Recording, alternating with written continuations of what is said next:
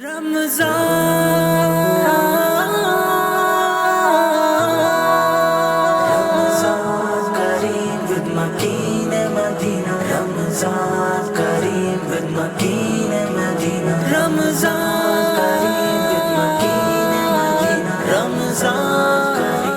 वालेकुम वरहमतुल्लाहि वबरकातुहू। मैं हूं नासिर सरवर, मकीने मदीना। लाखों करोड़ों दरूद व सलाम हुजूर नबी करीम सल्लल्लाहु अलैहि वसल्लम पर और आपकी आल पर। नाजरीन, आप देख रहे हैं मदीना मुनव्वरा से लाइव प्रोग्राम, हमारी live Ramzan transmission Ramzan Karim with मकीने Medina. माशाल्लाह से आज मदीना मुनव्वरा में 13वां रोज़ा है अल्हम्दुलिल्लाह। आज हमारे साथ मौजूद हैं माशाल्लाह हमारी ट्रांसमिशन को जो है ना चार चांद लगाने के लिए अलामा अहमद रज़ा भाई। अस्सलाम वालेकुम अलामा साहब, कैसे हैं आप? अल्हम्दुलिल्लाह। कैसी तबीयत है आपकी? अल्हम्दुलिल्लाह अला कुल्ली हाल। माशाल्लाह अल्लाह का करम अल्हम्दुलिल्लाह। कैसा गुजर है रमज़ान? माशाल्लाह बहुत ही प्यारा। रमज़ान मदीना की दुआएं करते थे कि अल्लाह मदीने में रमज़ान नसीब हो, और अल्हम्दुलिल्लाह रमज़ान नसीब हो गया मदीना में। माशाल्लाह जी, अल्लाह पाक देखने वालों को भी सबको जल्द अपने और अपने हबीब के दर की बाद हाज़िरी नसीब फरमाए। तो चलते हैं अपने सबसे फर्स्ट सेगमेंट की तरफ, आज की ज़ियारत।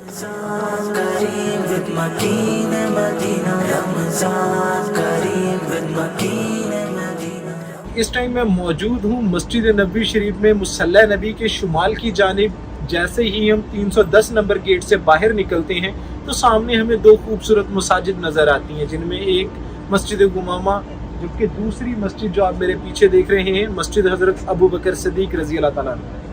ये वो मस्जिद है जहाँ पर हज़रत अबू बकर सदीक रज़ी अल्लाह ताला अन्हु ने ईद की नमाज पढ़ी। पहली बार उमर बिन अब्दुल अजीज़ ने मस्जिद बनवाई।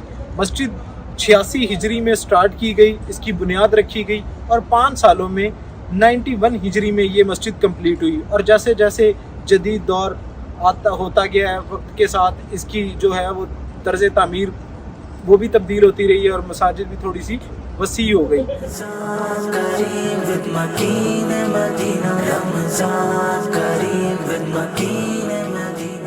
तो जी नाजरीन, माशाल्लाह से आपने मदीना मुनव्वरा की खूबसूरत ज़ियारत देखी और उसकी तफसील जानी, और इसी के साथ हम अपने प्रोग्राम को आगे बढ़ाते हैं। हमारे प्रोग्राम में आज जिस टॉपिक पे हम गुफ्तगू करने वाले हैं वो है दुआ और यकीन कामिल।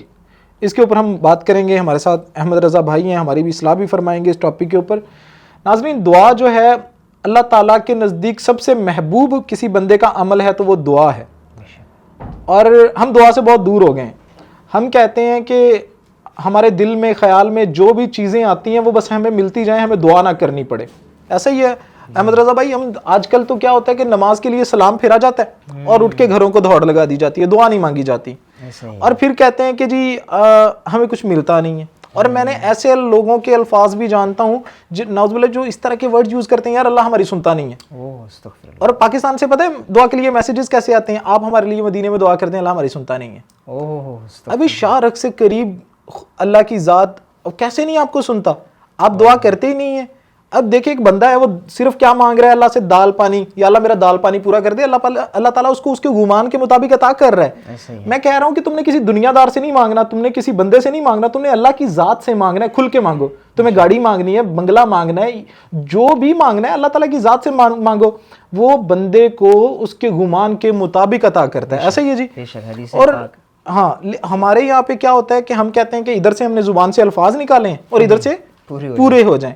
हमारा मतलब हमारी दुआओं की शर्फ कबूलियत ये आलम हो कि मैंने कुछ मांगा और मुझे अभी अता हो जाए, जबकि ऐसा नहीं है। और कुछ लोगों के नज़दीक दुआ का और अल्हम्दुलिल्लाह शुक्र करने का जो क्राइटेरिया वो सिर्फ दुनियावी माल है। भाई शुक्र नहीं अल्लाह का अदा कर रहे, किस बात का शुक्र अदा करूं जी, हालात तो इतने वो चल रहे हैं। वो भाई हालात जैसे भी चल रहे हैं, अल्लाह ताला का शुक्र अदा करने के लिए तुम ये देखो जो तुम्हारे अंदर सांस आ रहा है, बाहर जा रहा है, इससे बढ़कर तो कुछ भी नहीं है। बेशक शुक्र अदा करने के लिए इससे बड़ी, अगर आपने कहना है मैंने अल्लाह का शुक्र अदा करना है तो किसी बीमार को देख लो जी।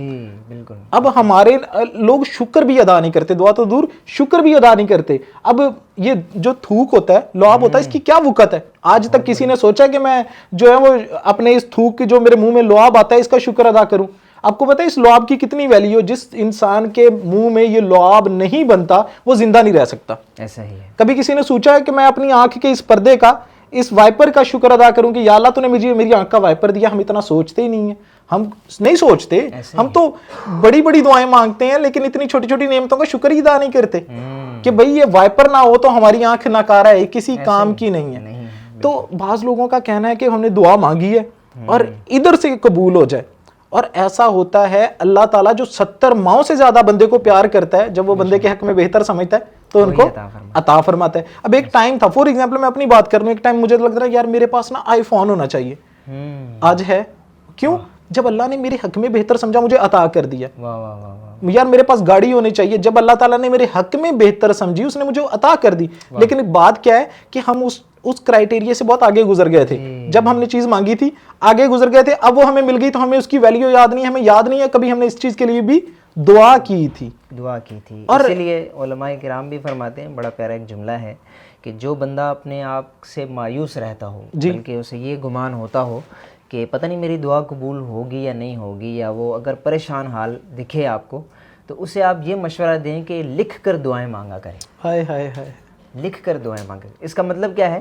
اس کا مطلب یہ ہے کہ آپ جو آج دعا کر رہے ہیں نا وہ لکھ لیں کہ یا اللہ, جس طرح بھی آپ نے آئی فون کی مثال, کسی بھی چیز کی, کسی بھی چیز کی, تو یا اللہ میں بالفرض ایک مثال, ابھی آپ نے پوچھا آپ کا رمضان کیسا گزرا, تو میں نے کہا دعائیں کرتے تھے, تو اللہ نے الحمدللہ دعا پوری کر دی, دیکھیں پوری ہو گئی. تو اب اگر میں یہ لکھ کے دعا کروں کہ یا اللہ مجھے رمضان مدینہ دکھا, تو آج سے 3 سال 4 سال پہلے میری دعا یہ تھی, اب مدینے میں آ گئے تو اب میری دعائیں کچھ اور طرح کی ہیں, اب اس سے آگے کی وہ آگے کی چیزیں. تو جو بندہ لکھ کے دعا مانگے گا تو پھر اسے پتہ ہوگا کہ یار آج سے 3 سال پہلے جو ہے نا وہ میری یہ مانگ تھی, لیکن جب وہ پوری ہو گئی تو پھر انسان اس سے کہتے ہیں کہ لاشعور ہو گیا اور آگے کی طرف چلتا جا رہا ہے. میرے مائنڈ میں یہ بھی چیز آتی ہے کہ ناظرین کہتے ہیں کہ جی دیکھنے والے بہت سارے لوگ کہتے ہیں کہ دعائیں جو ہے نا وہ قبول نہیں ہوتی. دیکھیں مدینہ میں رہنا ہوں, میں مدینے میں رہتا ہوں, مجھے دعا کے لیے کہتے ہیں, اس میں کوئی شک نہیں کہ مدینہ جو ہے وہ دنیا کی افضل ترین جگہ ہے, جگہ کی فضیلت اپنی جگہ, لیکن آپ کائنات کے کسی بھی حصے میں بیٹھ کر دعا کرتے ہیں اللہ تعالیٰ آپ کی دعائیں سنتا ہے, لیکن جب وہ آپ کے حق میں بہتر سمجھتا ہے تب ان کو قبول فرماتا ہے. اگر دیکھ لیا جائے, ہم کہتے ہیں کہ میں نے ابھی ہاتھ اٹھائے ہیں میری دعا قبول ہو جائے, ہمارے نیک عمل قبول ہو جائیں. آپ نے کبھی اس کا یہ رخ دیکھا ہے کہ میں ابھی ایک دعا کی ہے اور وہ میرے نیک عمل کی دعا, میں نے نیک عمل کیا اور قبول ہو جائے؟ یہ اگر وہ قبول ہو جاتی ہے اس کا دوسرا رخ دیکھیں. اگر آپ کی دعا کی اسی ٹائم قبولیت ہو رہی ہے اور آپ کو اس کا نعم البدل مل رہا ہے, اس کا ثواب مل رہا ہے اسی ٹائم, تو دوسری جانب یہ دیکھیں ہم خطا کار پتلے ہیں, اگر خطا کریں گے تو سزا بھی اسی ٹائم ملے گی, تو کیا ہم سزا بھی پا سکتے ہیں؟ ہم ادھر غلطی کر رہے ہیں اسی ٹائم ہمیں اس کی سزا مل رہی ہے. نیکیاں تو چلیں جس طرح ہماری عام نارمل زندگی میں ہو گیا, انسان خطا کا پتلے اور پتہ نہیں دنیاوی زندگی میں کتنے مگن ہو چکے ہیں. تو اگر ہماری دعاؤں کے قبولیت کا یہ معاملہ ہو جائے کہ ادھر دعا کی اور قبول ہو جائے اور ادھر ساتھ ہی ہم کوئی گناہ کر بیٹھیں اور اس کا بھی اسی کے ٹائم ہمیں اس کا جتنا گناہ ہے یا اس کی سزا ہے وہ پائیں, تو کیا ہم برداشت کر سکتے ہیں؟ اللہ تعالیٰ کی ذات پر توکل کے 2 مرحلے ہیں. ایک یہ کہ میں جو مانگ رہا ہوں وہ مجھے ضرور ملے گا, یہ اللہ تعالیٰ کی ذات پر توکل ہے, لیکن ساتھ اس کے دوسرا مرحلہ بھی ہے کہ اگر کچھ نہیں مل رہا نا اس میں ضرور اللہ تعالیٰ کی طرف سے بہتری ہوگی.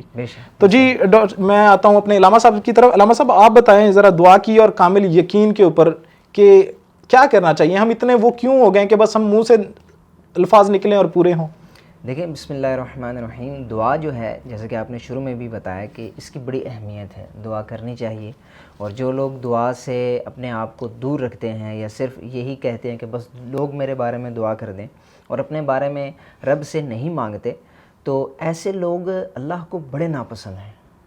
اللہ کو ناپسند ہیں وہ لوگ جو اس سے دعا نہیں کرتے, اور جو اللہ سے مانگتے ہیں, جو اللہ کی یوں کہیے کہ بارگاہ میں بار بار عرض گزار ہوتے ہیں, وہ لوگ اللہ کو محبوب ہیں. اور اللہ کے نزدیک سب سے محبوب عمل بھی دعا ہے. محبوب عمل بھی دعا ہے. اس کی ایک بڑی پیاری حدیث پاک میں مثال بھی بیان کی گئی کہ ایک گناہ گار بندہ ہے. اچھا دعا کرنے میں بھی دیکھیں مرحلے ہیں, ایک ہے گناہ گار اللہ سے دعا کر رہا ہے, اچھا, اور ایک ہے اللہ کا نیک بندہ ہے وہ دعا کر رہا ہے. تو جو نیک بندہ ہے وہ اللہ سے مانگ رہا ہے, تو اللہ کو اس نیک بندے کا مانگنا بھی بڑا محبوب ہے. اس نیک بندے کا اللہ کی بارگاہ میں عرض کرنا بھی اللہ کو بڑا پسند ہے. ایک دفعہ کا ایسا بھی ذکر ہے کہ ایک گناہ گار بندے نے, بلکہ ایک کافر نے اللہ سے کوئی نعمت طلب کی, تو اللہ نے اپنے فرشتوں سے فرمایا کہ اسے عطا کر دو, اسے دے دو. تو اس کے برخلاف جو اللہ کا نیک بندہ تھا اس نے اللہ سے دعا کی اور کہا کہ یا اللہ مجھے یہ چیز عطا کر دے. تو فرشتے دینے لگے تو اللہ نے ارشاد فرمایا کہ اے فرشتوں رکو، ابھی اسے نہیں دینا. تو فرشتوں کو اب حیرت بھی ہوئی، اب وہ راز و نیاز تو نہیں جانتے کہ رب کی مشیت کیا ہے، رب کی حکمت کیا ہے. تو انہوں نے عرض کی کہ یا اللہ، گناہ گار بندہ تیرا نافرمان صبح و شام تیری یوں کہیے کہ حکم کو وہ پامال کرتا جا رہا ہے، اور تو نے اسے ایک بار میں عطا کر دیا، اور یہ شخص جو تیرا عبادت گزار ہے، تیرے فرائض کی پابندی کر رہا ہے، سب کام کر رہا ہے، اور یہ مانگ رہا ہے اور تو ارشاد فرما دے اسے بھی نہیں دینا. ماجرا کیا ہے؟ اب اللہ ارشاد فرماتا ہے کہ ماجرا یہ ہے کہ جو گناہ گار بندہ تھا نا، اس کا مانگنا مجھے ناپسند ہے، تو میں چاہتا ہوں کہ اسے جلدی جلدی دے دوں تاکہ دوبارہ نہ مانگے. اور جو نیک بندہ ہے مجھے اس کا مانگنا ہی اتنا محبوب ہے، میں چاہتا ہوں یہ اور مانگے، یہ اور مانگے، اس کے مانگنے سے مجھے محبت ہے. اور اے فرشتوں، یہ نہیں ہے کہ میں اسے عطا نہیں کروں گا، میں اسے عطا بھی کروں گا، اور جتنی اسے عطا کرنے میں تاخیر ہو رہی ہے اس پر اسے اجر بھی عطا کروں گا. سبحان اللہ. تو ایسا بالکل نہیں ہونا چاہیے کہ اگر دعا قبول نہیں ہو تو انسان، آپ جس طرح فرما رہے تھے بعض اوقات یہ بہت بڑے جملے ہیں کہ اللہ ہماری نہیں سنتا. استغفر اللہ، استغفر اللہ، ایسا کہنا تو یقین جانیے یہ اتنا بڑا جملہ ہے کہ کہنے والا فوراً سے کافر ہو جائے گا، اللہ، کیونکہ اللہ کی ذات کا، اللہ کی صفت کا انکار کر دیا. معاذ اللہ، اللہ تعالیٰ نہیں سنتا. تو استغفر اللہ، یہ ایسی بات ہے، یہ ایسا اللہ تعالیٰ کی طرف عیب منسوب ہے جس عیب سے اللہ پاک ہے. بالکل، اس عیب سے اللہ پاک ہے، اور اللہ کی ذات ہے وہ تو دلوں کے راز بھی جانتا ہے.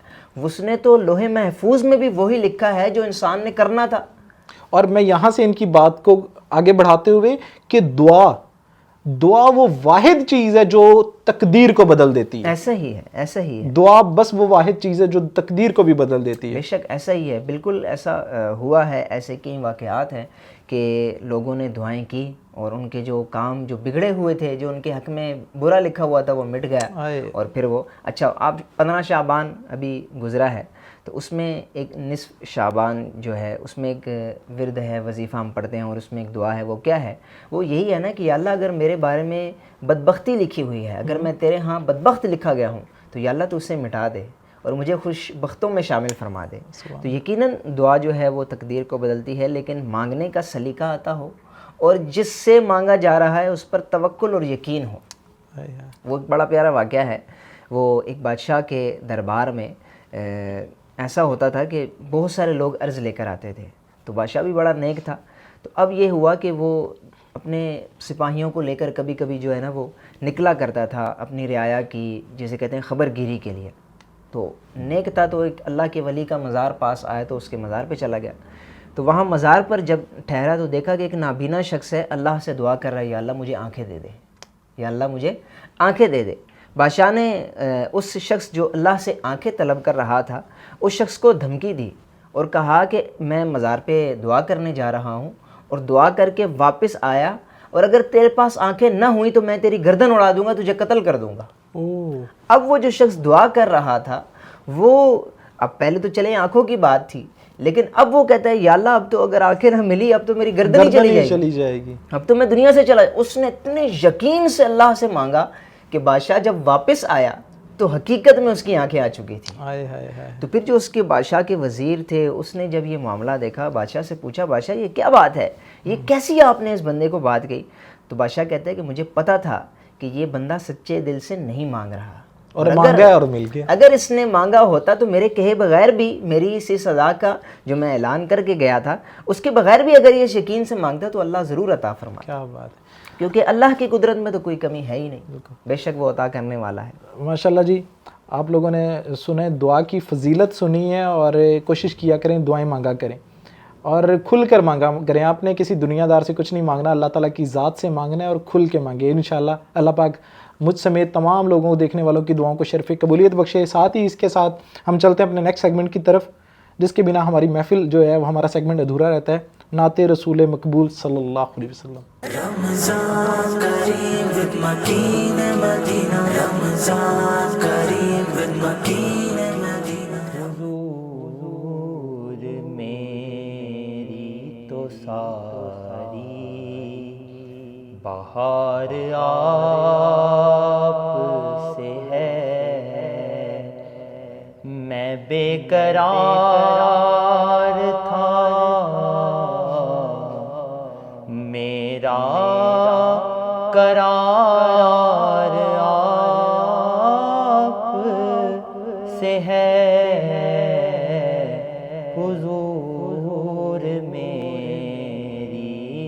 ساری سیاہ کار ہوں آقا بری ندامت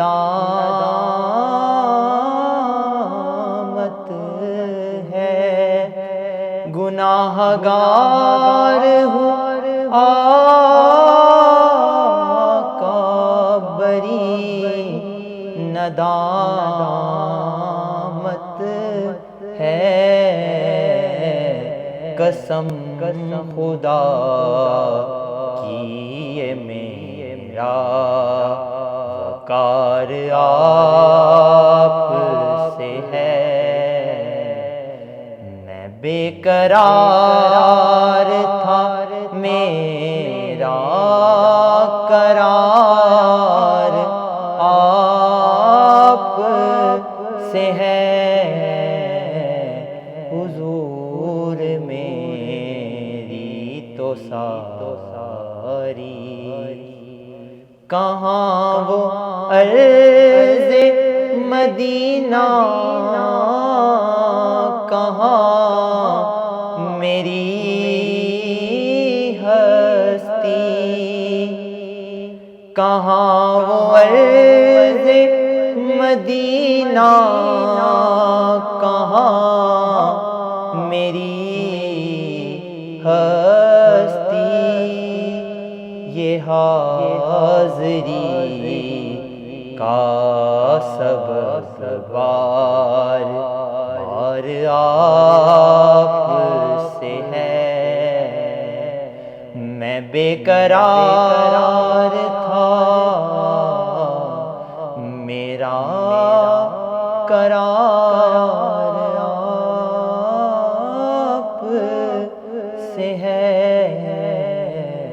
حضور میری تو ساری رمضان کریم with مکین Medina Ramzan cream with مکین مدینہ. تو جی ناظرین ماشاءاللہ سے آپ لوگوں نے خوبصورت کلام سنا اور اسی کے ساتھ ہم اپنے پروگرام کو آگے بڑھاتے ہیں. چلتے ہیں نیکسٹ سیگمنٹ کی طرف جو ہے آج کی حدیث. رمضان کریم with مکین Medina Ramzan cream with مکین مدینہ. جی احمد رضا بھائی. سبحان اللہ. آج انشاءاللہ عز و جل ہم ایسی حدیث پاک سنیں گے جو کہ مومن کے بارے میں. مومن کہتے ہیں ایمان والے کو, مسلمان کو مومن کہا جاتا ہے.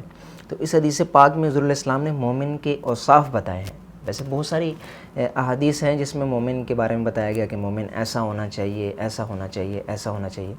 تو ایک حدیث پاک ہم آج سنتے ہیں. حضور علیہ السلام نے ارشاد فرمایا المؤمن ہین لین سہل, کہ بندہ مومن یہ نرم دل, نرم عادات اور آسان ہوتا ہے. ماشاءاللہ سبحان اللہ. الفاظ تو اتنے مختصر ہیں لیکن ان کا معنی, ان کا مفہوم اتنا وسیع ہے, اتنے جامع الفاظ ہیں, کیونکہ حضور علیہ الصلوۃ والسلام فصاحت اور بلاغت والا کلام فرمایا کرتے تھے. تو میں اس کی تھوڑی تھوڑی ڈیٹیل عرض کرتا ہوں. فرمایا کہ ہین, مومن جو ہے نا وہ نرم دل ہوتا ہے. نرم دل سے مراد کیا ہے کہ کبھی بھی وہ گناہ پر دلیر نہیں ہوگا. یعنی جو مومن ہے نا وہ اللہ کی نافرمانی پر دلیری نہیں دکھا سکتا, بلکہ شرمندہ ہوگا. اگر اسے گناہ ہو بھی جائے گا, غلطی ہو بھی جائے گی, دل میں ایک احساس باقی رہے گا. اسی لیے حضرت وابصہ والی ایک بڑی پیاری حدیث پاک ہے. تو حضور علیہ السلام نے ان کے سینے پر ہاتھ مبارک کی 3 انگلیوں کو مار کے ارشاد فرمایا تھا استفتی من قلبک, کہ اے وابصہ اپنے دل سے فتویٰ لے لو کہ یہ کیا کہتا ہے, کیونکہ اسے پتہ ہے اچھائی کیا ہے اور برائی کیا ہے. بے شک دل کو سب پتہ ہے. اسی لیے ہم کہتے ہیں نا ضمیر سے سوچو, ضمیر سے فیصلہ کرو. تو ضمیر بیسیکلی دل سے اندر سے بات کر رہا ہوتا ہے انسان سے کہ یہ چیز غلط ہے, یہ چیز ٹھیک ہے. اگرچہ ہم اوپر سے جیسے مرضی بیہیویئر کو اختیار کر لیں لیکن ہمیں پتہ چل رہا ہوتا ہے, پتہ چل رہا ہوتا ہے کہ غلط کیا اور صحیح کیا, وہ لیکن اس کے باوجود ہم راستہ اختیار کرتے ہیں تو وہ ہماری اپنی چوائس ہوتی ہے. اپنی چوائس ہوتی ہے. تو اللہ پاک ہمیں جو حدیث پاک میں بتایا گیا کہ نرم دل بنائے. جو دوسرا وصف حدیث پاک میں بیان کیا گیا وہ ہے لین, کہ جو مومن ہے وہ نرم خو ہوتا ہے. نرم خو سے مراد کیا ہے, اس کی عادات میں نرمی ہوتی ہے, وہ عادات میں ایسا اپنا جو ہے اس کا ایٹیٹیوڈ ہے وہ ایسا پیارا ہوتا ہے کہ جو سامنے والے کے لیے بھاتا ہے. دیکھیں بڑی پیاری ایک بات ہے, وہ کیا ہے کہ ہم لوگ انسان ہیں, انسانوں میں رہتے ہیں, تو انسان ہیں, انسانوں میں رہتے ہیں, تو انسانوں ہی کی طرح رہنا چاہیے. ایک نظام جو جیسے کہتے ہیں نا جنگل والا ماحول, وہ ہم نہیں بنا سکتے. دیکھیں اللہ پاک نے ہم سب کو نا یہ انسان کو انسان سے پیدا کیا ہے. یہ بہت بڑی تھیوری ہے اگر اس کو کوئی سمجھے تو. وہ کیا ہے کہ اگر اللہ چاہتا, اللہ پاک تو قادر ہے نا, اگر اللہ چاہتا تو انسان کی ولادت ایک ماں سے جو آج ہو رہی ہے, وہ اگر چاہتا تو انسان کو جیسے بارش برساتا ہے آسمان سے پھینک دیتا. اگر اللہ چاہتا تو درخت سے اگا دیتا لوگوں کو. اگر اللہ چاہتا لوگ زمین سے باہر آ جاتے. اللہ اس بات پر قادر ہے, ہمارا ایمان ہے, یقین ہے, بالکل قادر ہے. لیکن اس نے ایک نظام بنایا, اس نے پھر قبیلے بنائے, کنبے بنائے, وہ پھر ایک رشتہ انسان کا انسان سے قائم کیا. پھر ایسا نہیں کہ رشتہ قائم کر کے وہ سرو پا چھوڑ دیا, بلکہ ہر ایک کو دوسرے کا محتاج رکھا. دیکھیں ایک بندہ درزی ہے تو دوسرا نائی ہے, اچھا دوسرا نائی ہے تو تیسرا مستری ہے, اچھا ایک مستری ہے تو پھر ایک جوتا بنانے والا ہے, جوتا بنانے والا ہے تو موچی بھی ہے. اچھا یہ سارا سرکل اگر گھوم رہا ہے تو یہ سارا آپس میں معاشرے کے اندر گھوم رہا ہے. اس کا مقصد کیا ہے اگر کوئی اس کو سمجھے, وہ یہ ہے کہ انسان کا انسان سے واسطہ پڑتا رہے.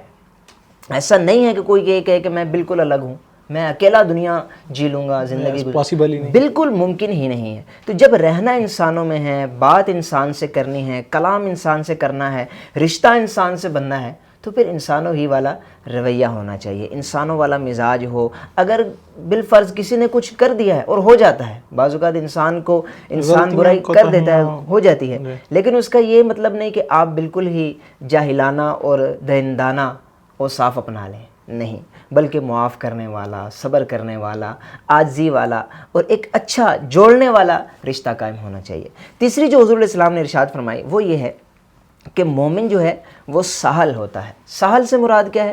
سہل سے مراد یہ ہے کہ ایزی ٹو ایکسیس, اس سے بات کرنا بڑا آسان ہوتا ہے, اس سے معاملات کرنا بڑا آسان ہوتا ہے.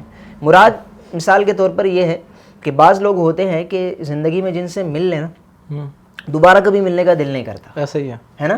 وہ کیوں ہوتا ہے؟ اسی وجہ سے یار, اس کی بات پہلی ملاقات میں اس نے ایسا ہمارے ساتھ رویہ اختیار کیا کہ ہم کہتے ہیں نہیں بھائی دنیا میں اور بھی بہت سارے ہیں.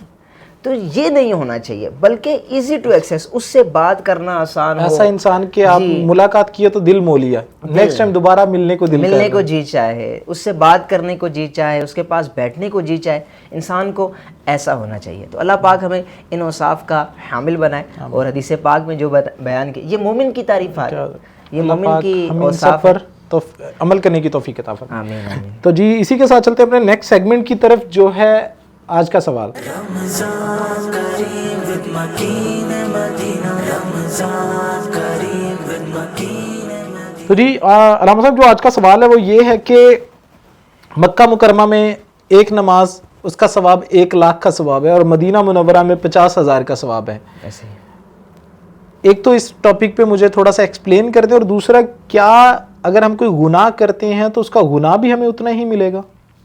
بسم اللہ الرحمن الرحیم. دیکھیں اس حوالے سے مسئلہ یہ ہے کہ جو شہر مکہ ہے, مکۃ المکرمہ ہے, جس کے بارے میں قرآن میں قسمیں ارشاد فرمائی گئی, بڑا بابرکت شہر ہے اور ام القریٰ تمام وادیوں کا گویا سردار ہے, تمام شہروں کا سردار ہے. وہاں کی ایک نیکی جو ہے وہ 1,00,000 نیکی کے برابر ہے, اور یہ اس شہر کا خاصہ ہے, اس شہر کا یہ اعزاز ہے. اللہ نے اس شہر میں ایسی برکت رکھی ہے. اور اسی کے ساتھ ساتھ اس شہر میں کیا جانے والا ایک گناہ 1,00,000 گناہ کے برابر ہے. یہ اس شہر کا سمجھے کہ حرمت کے طور پر بیان کیا گیا ہے کہ وہ شہر اتنا عظیم ہے, وہ شہر اتنا مقدس ہے کہ وہاں اگر کوئی نیکی کر رہا ہے تو اس کو بھی 1,00,000 ملٹیپلائی ہو کے دگنا اجر دیا جا رہا ہے, اور اگر کوئی گناہ کر رہا ہے تو پھر اس کا گناہ بھی اتنا ہی بڑھا دیا جاتا ہے, اس کی سزا بھی اتنی بڑھا دی جاتی ہے. جہاں تک مدینہ پاک کا تعلق ہے تو مدینہ پاک ہم سب جانتے ہیں کہ یہ شہر مصطفیٰ ہے. یہ یوں سمجھیے کہ آقا دو جہاں صلی اللہ تعالیٰ علیہ وآلہ وسلم کی رحمت کا جیتی جاگتی تصویر ہونے کا ثبوت ہے. یہ ایسا مقدس شہر ہے کہ اس شہر میں اگر کوئی گناہ کرتا ہے تو اسے ایک ہی گناہ کا یوں کہیے کہ سزا ملے گی، ایک ہی گناہ ملے گا، لیکن اگر کوئی نیکی کرتا ہے تو اسے 50,000 نیکیوں کا ثواب ملے گا، خواہ وہ نماز پڑھ لے یا کوئی روزہ رکھتا ہے یا ذکر و اذکار کرتا ہے یا بہت سارے اعمال ہیں نیکیوں والے وہ کرتا ہے تو پھر اس کو 50,000 کے برابر دیا جائے گا۔ لیکن گناہ کا معاملہ ایسا نہیں ہے مدینہ میں، مدینہ منورہ۔ کیا بات۔ اب بعض لوگ یہاں پہ ایک اور فضیلت پر کلام کرتے ہیں، وہ کیا کہ بعض لوگ کہتے ہیں مکہ افضل ہے، بعض لوگ کہتے ہیں مدینہ افضل ہے۔ اچھا، اس پر علماء کرام کی مختلف آراء بھی ہیں، باقاعدہ اس پر ایسا ہوتا تھا کہ پہلے کے علماء کرام مکہ پاک کے فضائل پر کتابیں لکھا کرتے تھے کہ مکہ جو ہے یہ اس وجہ سے افضل ہے، مکہ اس وجہ سے افضل ہے۔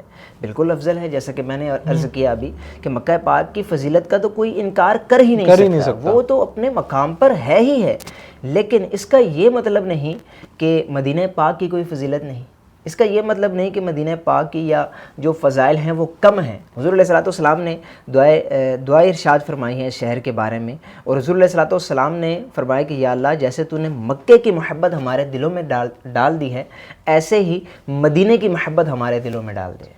اور پھر حضور علیہ الصلوۃ والسلام کا اس شہر سے پیار اتنا ہے، اس شہر سے محبت اتنی ہے کہ جب آپ سفر سے واپس آتے شہر مدینہ کی طرف تو اپنی سواری کو تیز کر دیا کرتے تھے کہ جلدی جلدی میں اس شہر میں پہنچوں، جلدی جلدی میں اس مبارک مقام پر پہنچوں۔ اور یہ وہ مبارک مقام ہے کہ اگر ہم غور کریں تو حضور علیہ الصلوۃ والسلام کا مسکن ہے، حضور علیہ الصلوۃ والسلام کا مدفن ہے، یہ وہ مبارک حضور علیہ الصلوۃ والسلام کا شہر ہے کہ حضور علیہ الصلوۃ والسلام نے اپنی زندگی کے 10 سال اس شہر میں گزارے ہیں۔ جیسا کہ میں نے پہلے عرض کیا نا کہ علماء کرام کتابیں لکھا کرتے تھے، تو ایسے ہوتا تھا کہ جب وہ کتابیں لکھا کرتے تھے نا تو مکہ پاک کی فضیلت میں جو بھی اعمال تھے، روایات تھی، وہ نقل کرتے تھے، لیکن ان کے پاس ایک چیز کا جواب نہیں تھا۔ وہ کیا تھا کہ ان کے پاس اب حضور علیہ الصلوۃ والسلام موجود نہیں ہیں، یعنی مکہ پاک کے جو علماء کرام ہیں، یعنی مکہ پاک سے تو حضور علیہ السلام نے ہجرت کر کے مدینہ کو اختیار کر لیا، تو جب انہوں نے اس جواب مدینہ کے علماء کی طرف سے یہ سنا کہ جو بھی ہے تمہارے فضائل اپنی جگہ پر ہیں، مکے کا مقام اپنے مقام پر ہے، لیکن اب حضور علیہ الصلوۃ والسلام چونکہ مدینہ میں ہیں تو مدینہ افضل ہے، تو اس کے بعد انہوں نے مکے کی فضائل پر کتابیں لکھنے اختیار کرنا چھوڑ دی اور انہوں نے مان لیا کہ اب جو ہے وہ مدینہ افضل ہے۔ خیر، علماء کرام کی بحث اپنی جگہ ہے۔ اعلیٰ حضرت نے اس حوالے سے بڑا ہی پیارا شعر اختیار کیا ہے، وہ یہ ہے کہ طیبہ نہ صحیح افضل، مکہ ہی بڑا زاہد، ہم عشق کے بندے ہیں کیوں بات بڑھائی ہے۔ صحیح، الحمدللہ۔ تو جی اسی کے ساتھ ایک اور چھوٹا سا سوال ہے، وہ یہ کہ کیا فولڈ کی ہوئی پینٹ اور فولڈ کی ہوئی آستینوں کے ساتھ نماز ہو جاتی ہے؟ دیکھیں، اس میں مسئلہ یہ ہے کہ اگر کوئی شخص ایسی نماز پڑھ رہا ہے جو کہ فرض ہے یا واجب ہے یا نفل ہے، اب اس میں جو کف صوب ہے، یہ کف صوب کہلاتا ہے، جس طرح کہ آستین فولڈ کر لے، یا جو لوگ ہیں بعض لوگ پینچے فولڈ کر لیتے ہیں، یا نیچے سے کوئی اگر پاجامہ لٹک رہا ہے تو وہ فولڈ کر لیتے ہیں، تو اگر وہ اس طرح فولڈ کر کے نماز پڑھتا ہے تو یہ نماز مکروہ تحریمی ہے، واجب الاعادہ ہے، جب تک کہ اسے کھول نہ دیا جائے۔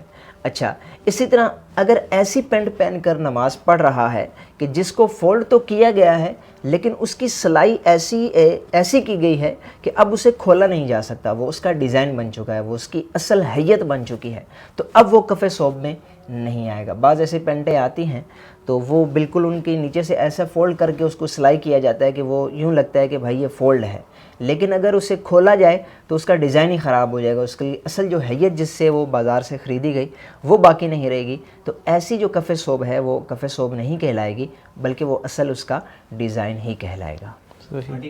آج کل ہمارے نوجوان جو ہیں وہ فیشن آپ کے سامنے، کسی کی یہاں سے پینٹ پھٹی ہوئی تو کہاں کسی کی یہاں، تو کیا یہ جو پھٹی ہوئی پینٹیں ہیں اس کے اندر نماز ہو جاتی ہے؟ یا ایسی شرٹس جن کے اوپر کچھ نہ کچھ تصویر بنی ہو اور لوگوز بنے ہوں اور کچھ نہ کچھ ایسے غیر اخلاقی ورڈز لکھے ہوں، تو کیا ان میں نماز ہو جاتی ہے؟ اگر تو کوئی ایسی پینٹ پہنتا ہے یا ایسی شرٹ پہنتا ہے کہ جس پر بیہودہ قسم کے ڈائلاگ لکھے ہوئے ہیں، انگلش کے ایسے فلمی ورڈز لکھے ہوئے ہیں کہ جسے دیکھ کر یوں کہیے کہ ایک غیر مسلمانہ تصور آتا ہے، تو ایسی چیز پہننا ہی علماء کرام نے فرمایا کہ گناہ ہے۔ ایسی چیز نہیں پہن سکتے، کیونکہ یہ اسلام کا لباس نہیں ہے. اسلام کا جو لباس ہے وہی پہنا جائے. اب اگر چلے پہن ہی لیا ہے تو کم از کم ایک جو حد ہے اس سے پار نہ ہو. اب یہ حد کو پار کرنا ہے کہ بالکل ہی تصویریں بنا لی جائے، بالکل ہی ایسے تصویر میں تو نماز ہوتی ہی نہیں. ہاں، اب اگر کوئی تصویر والی شرٹ میں نماز پڑھ رہا ہے تو بالکل اس کی نماز نہیں، چاہے اس پہ کوئی کارٹون بنا ہوا ہے، کارٹون بنا ہے، انسان جانور کی بنا ہوا تصویر ہے یا جانور کی تصویر ہے، تو وہ اس پر نماز اگر پڑھ رہا ہے، اس کو پہن کے نماز پڑھ رہا ہے تو اس کی نماز نہیں ہوگی. اسی طرح اگر کوئی اور مثال کے طور پر جس طرح آپ نے مثال دی کہ پھٹی ہوئی پینٹ پہن کے نماز پڑھ رہا ہے، تو آج کل لوگ یہ فیشن کے طور پر پہن رہے ہیں، اس میں سے جسم نظر آ رہا ہے. تو اگر تو وہ اتنا ستر عورت کا معاملہ ہے کہ جو ستر عورت جسے چھپانا نماز کے دوران فرض ہے وہی ظاہر ہے، تو پھر تو اس کی نماز کیسے ہوگی؟ اس کا فرض ہی پورا نہیں ہے، تو اس کی نماز بالکل نہیں ہوگی. اور اگر وہ ایسے طور پہ فیشن کے طور پہ پہن رہا ہے پھر بھی یہاں تک کہ وہ مکروہ تحریمی ہوگی. یا یہ ہے کہ ایسے لباس کو اتار کر دوسرا جو لباس ہے وہ پہننا چاہیے. دیکھیں، اللہ کے حضور آپ نماز پڑھ رہے ہیں، اللہ کے حضور آپ سجدہ ریز ہونے کے لیے آ رہے ہیں، تو ایسے لباس پہن کے آنا کہ جسے ہم یوں کہیے کہ اچھا لباس نہیں تصور کرتے. ایک شعبدہ باز قسم کے اوباش طرح کے لوگ ایسا لباس پہنتے ہیں، تو ایسی چیزیں پہن کر نماز پڑھنا بالکل غیر مناسب ہے. تو ایسے لباس سے بچ کر اچھے لباس میں اللہ کے حضور نماز ادا کرنی چاہیے. بہت شکریہ، جزاک اللہ احمد رضا بھائی، بہت خوبصورت طریقے سے آپ نے اس کو ایکسپلین کیا، ہمارے سوالات کے جواب دیے.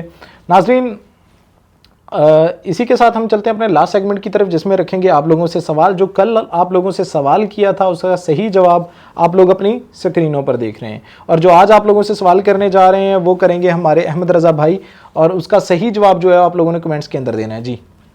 جی، آج کا سوال یہ ہے کہ بتائیے وہ کون سے نبی ہیں کہ جن کے والد بھی نبی ہیں، جن کے بیٹے بھی نبی ہیں، اور جن کے بھائی بھی نبی ہیں.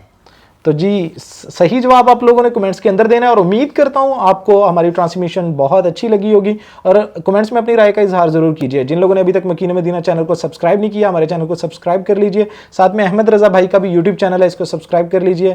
احمد رضا بھائی، بہت شکریہ آپ کی تشریف آوری کا اور ہماری رہنمائی کے لیے. اللہ پاک آپ کا آنا قبول و منظور فرمائے. اپنا بہت سارا خیال رکھیے گا، دعاؤں میں یاد رکھیے گا. کل دوبارہ اسی ٹائم نیکسٹ ٹرانسمیشن میں آپ سے ملاقات ہوگی. اللہ حافظ.